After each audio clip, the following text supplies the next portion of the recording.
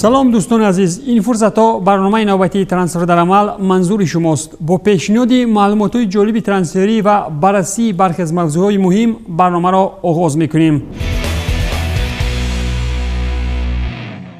نوری شخینی 31 ساله از وردر که چند پیش وابسته به انجام مولت شرطنامه به باشگاه مانده بود، با امضای شرطنامه 2 ساله به انتالاسپور ترکی گزارش کرد. شخین نفر است که هنوز سنه 31 آگوست سال 2018 برای عوض 1 میلیون یورو از دورتموند به وردر آمده بود، در حالی که ارزش این بازیگر 4.5 میلیون را تشکیل میداد. نوری شخین در طول مسند ورزشی خویش همچنین در تیم‌های رئال مادرید، فینورد و لیورپول کسب تجربه کرده است. در موسم 19-20 باشد نوری 16 بار با پیرانی وردر به میدان آمده، 3 پاس گل‌آور هم در آمار دارد. اگر از ترانسفرهای نزدیک به تیم‌های روسی حرف زنیم، اینجا سابق نیمه‌هایگری زنیت خاوی گارسیا و بوآویشتا پرتغالی گزارش انجام داد. این روزی نهایت خرسنده آور است. من بعد من باشگاه دارای تاریخ غنی بوآویشتا را معرفی میکنم. این افتخاری بزرگ است. موسم آینده را پربرار خواهیم کرد. با پیش دسته نوشته است گارسیا در صفحه اینستاگرامی خویش. در خصوص جزئیات این گزارش باشد معلومات الهه‌ای گفته نشده، باشگاه آخرین اسپانی 33 ساله بتیس می باشد. همچنین نیمه‌هایگری نام برده با برآمدش در صف بنفیکا، منچستر سیتی و زنیت و مخلصان فوتبالی معلوم است. ارسنال لندن باشد پس از خریداری صلاح با ماری و سوارش شرطنامه پوره داد. پس از آنی که در وقت مهلت اجاره خویش رهبریت لندنی از بازیگران نام برده قناعتمند شده است. پابلو ماری از فلامنگو و سدریک سوارش از ساوثگمپتون از زمره بازیگرانی میباشند که در عموم 7 بازی با پیرانه توپچیان گذرانیدند، ولی نوابسته از این چنین آمار بهره ماری و سوارش مانعی به دست آوردن شرطنامه پوره با آرسنال نگردید. زمانی که صف اسپانیا در چلسی کم شدن گرفت، یکی از آنها را الکی در روما می‌بینیم و این هم پدرو است که در پایتخت ریم شرطنامه 3 ساله به دست آورد. این فوتبالباز اسپانی 33 ساله با برار در تیم روما از معاینه طبی گذشته، مبلغ کاری سالانش 3 میلیون یورو را تشکیل می‌دهد. لیدز 16 سال بیرون از پریمیر لیگ انگلیا ماندم، اخیراً با تلاش‌های بزرگی بیلسا و اورتا و مبلغ‌های ردریزانی به دیویزیون عالی وطنی فوتبال برآمد. برای رقابت سالم و جایگزین شدن در مقام‌های براعت در جدول پریمیر لیگ انگلیا، لیدز یونایتد البته که دست به ترانسفر زده است. در این میان باید اعلام نمود که والنسیا از رفتن رودریگو به لیدز یونایتد اعلان کرد. لوانتیاگیو از گزارش رودریگو مارینو به تیم لیدز رسما خبر داده، اصلا در خصوص انجام گزارش پس از معاینه طبی گفته شد. پیشتر باشد خبر داده میشد که لیدز برای این اسپانی 29 ساله 30 میلیون یورو پرداخت نموده، 10 میلیون دیگر در شکل لاوپولو به دست می آید. در این میان چقانترین خریدار در بازار فوتبالی تابستان 2020 باز یک ترانسفر دیگر انجام داد. این نوبت چلسی از گزارش حمایتگری لستر سیتی بن چیلول به استنفورد بریج خبر داده، گزارش بازیگر 25 ساله بر عوض 50 میلیون و 5 سالی شرطنامه بعدی با کبودها عملی شده است. اگر با چنین خریدارهای بزرگ به مثال زیش و ورنر، اکنون چیلول و باز کای هاورتز شهرتیار در راه سفر به بریج، اشراف زاده ها در موسم پیش آمد یگان جایزه به دست نآورند، لمپارد را 1 عمر از لندن به دلغه کردن هم جایز است. در برنامه امروز همچنین ما قرار کردیم که برای روشن کردن سیاست کادری یک تیم عضو تاپ 6 گانه چمپیونات اروپایی به طور پوره از کاری دیرکتوری گنرالی یک تیم بررسی کنیم و این هم سابق دیرکتوری ورزشی اسپارتاک مسکو توماس سورن یا که بروسی سورن می باشد. توماس سورن سنه 14 مای سال 2019 اسپارتاک مسکو را به حیث دیرکتوری گنرالی قبول کرد و در این وظیفه او تا سنه 7 ایول سال جاری کار کرد. یکی از اولین قرارهای توماس سورن این قطعنی شرطنامه با دیمیتری کامباروف، دنیس گلوشکوف و سالواتوره باکتی بود.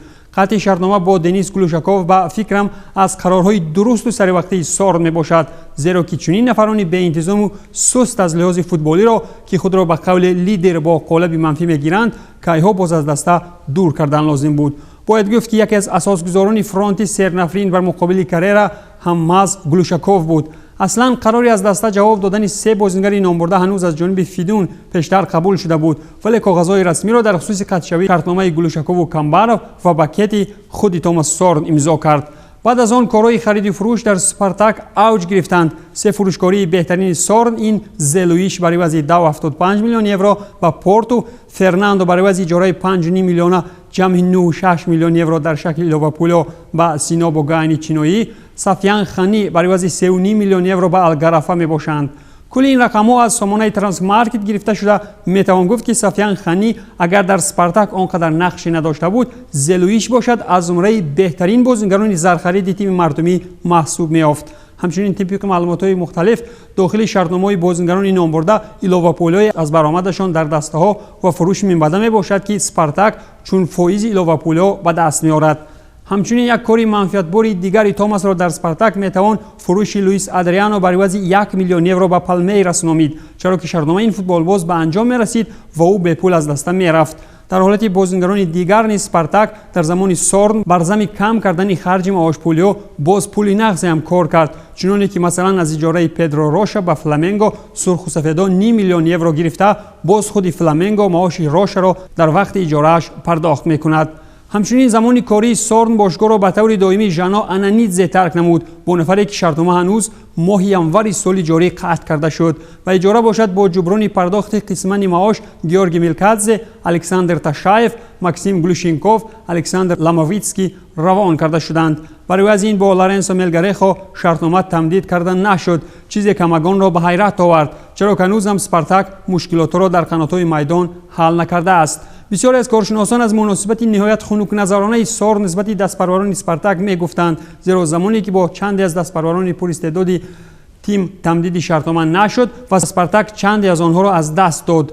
مثلا برای عوض 300,000 یورو سولتموراد با کایف از روبین رفت، در حالی که با جبران پولی نه آنقدر زیاد ارتیوم مامین و دانیلا پراشلاکوف به تیم‌های دیگر رفتند. سولتموراد اگر بازیکنی هیئت اساسی تیم روبین شده چند پیش دروازه سیسکا را هم رخنه کرده بود، ارزش بازیکنی نام برده هم در قیاس به مبلغ برای گزارش کردنش به مراتب افزوده است. همچنین ماکسیم اکسیف به پول به کازان رفت و برادران میرانوفا هم دست را ترک نمودند. بازیکنان پراستعدادی که میتوانستند در موقع‌های سیر مشکل بازی مینمودند و از هده چنین کاری بزرگ کم میبرآمدند، از این رو سوچی با آنها امضای شرطنامه نمود. تا حال آنها را تیم دومی سوچی دعوت کرد، ولی با مرور زمان و هیئت اساسی جلب خواهند شد. همچنین از حمله‌آور بهترین اسپارتاک دومی الکساندر رودنکو هم میتوان گفت، نفری را که هیچ نه شرطنامه دهند، نخست با تورپدو روان کردند و اکنون باشد با سوچی روان نمودند. اکنون به خریدارای اسپارتاک در زمان رهبری توماس سورن رو می‌آوریم و طبق ارزششان به نوبت از آنها خواهیم گفت. در موقع اولی رویخط ما گوستیل قرار گرفته است، فوتبال بازی را که برای عوض 16 میلیون یورو خریداری نمودند.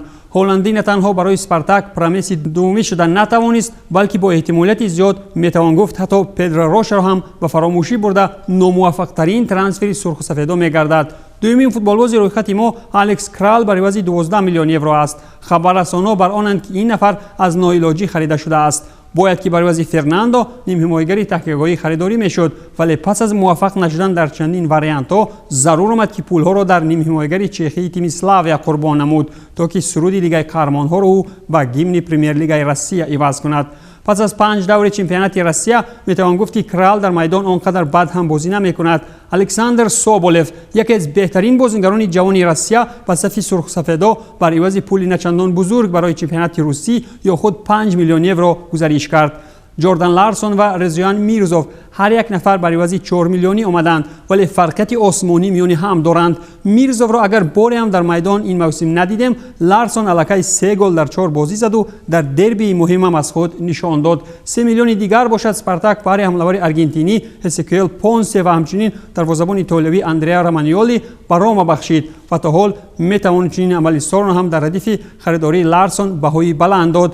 اگر آرژانتینی الکی با زدن 14 گل در کل مسابقه گزارش را سفید کرد، پس ایتالیایی تا حال یگان بازی در تیم دومی هم برگزار نکرده. طبق معلومات ترانسفرمارکت همگی 12,000 یورو واگذاری شده است.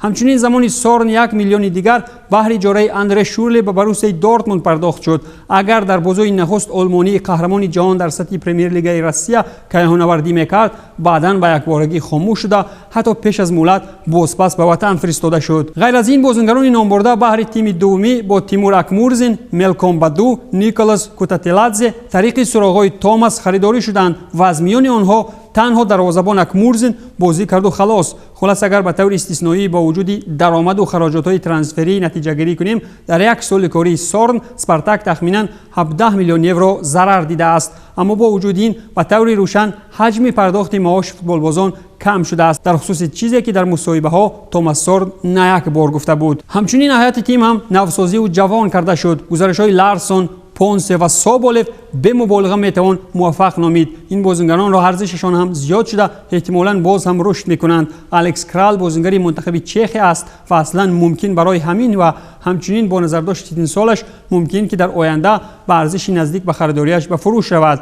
اما چنین گزارش‌ها با یک علاج مصرفیات‌ها در خریداری تیل و رامانیولی را جبران می‌کنند. عامل منفی دیگر این از دست دادن چند از دستپرواران خودی میباشد و چیزی که میتوان پیشنهادی برای تمدید شرطنامه سروقتی نشده برای راسکازوف میباشد.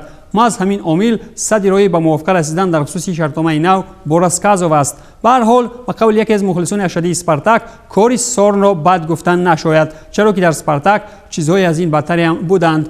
چه چیز بیشتر از همه در فرصت‌های کاری توماس سورن نمودار است. هر کس برای خود حل می‌کند. از 14 تا 25 آگوست سال 1758 محاربه سورندورف از دوران جنگ 7 ساله میان روس‌ها و پروسیگی‌ها به میان آمده بود که هر یکی از جانب‌های درگیر خود را غالب اعلام کرده بود. در اینجا کی غالب شد؟ سورن یا خود اسپارتاک؟ باقی خود قضاوت کنید. این برنامه نوبتی ترانسفر در عمل بود و با شما بودم ایمان بیک شده بگذاد. خیر.